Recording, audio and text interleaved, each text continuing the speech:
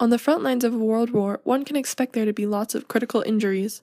Some of these injuries are too critical and cannot be treated in the theaters on the field. That's where the need for aeromedical evacuation is created. Aeromedical evacuation was very advantageous in the way that it was speedy and saved thousands of lives. There were lots of parties involved, such as the Army Air Forces Command, the Army Service Forces, the Chief of Transportation, and the Chief of Surgery. It was very crucial that all of these groups were in coordination with each other in order for evacuations to run smoothly. Air evacuations began in 1942 in the Pacific Theater and in Asia. On January 12, 1943, the 12th U.S. Air Force Chief Surgeon Colonel Elvins and Brigadier General Albert W. Kenner held a meeting in Algiers in which they discussed the official plans for aeromedical evacuation.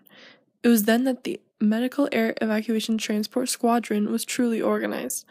As of 1941, each squadron had consisted of one squadron headquarters, 2 bi-engine transport planes, and 1 single-engine transport plane.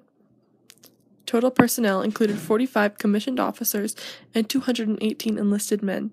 The vehicles used were 10 cross-country ambulances, 4 5-passenger sedan cars, 7 quarter-ton trucks, and 4 half-ton cargo trucks. 18 single-engine airplanes were subbed for 12 bi-engine planes.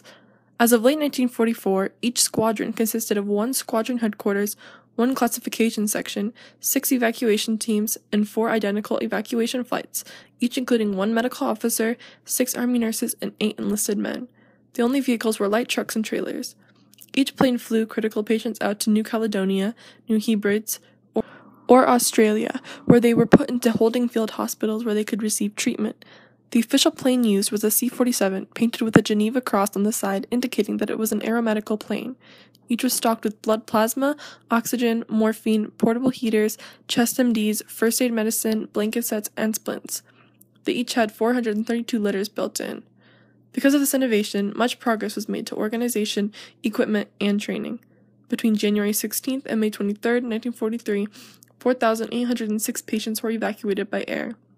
Between July 10th and August 10th, 1943, 5,967 patients were evacuated by air. Between September 9th, 1943 and January 21st, 1944, 19,048 patients were evacuated by air. Between January 22nd and May 22nd, 1944, 23,860 U.S. soldiers and 9,203 British patients were evacuated by air. Between May 26th and August 31st, 1944, 33,793 patients were evacuated by air. Because of the progress made by the doctors in World War II, we have lots of improved methods of aeromedical transportation that has saved thousands and thousands of lives.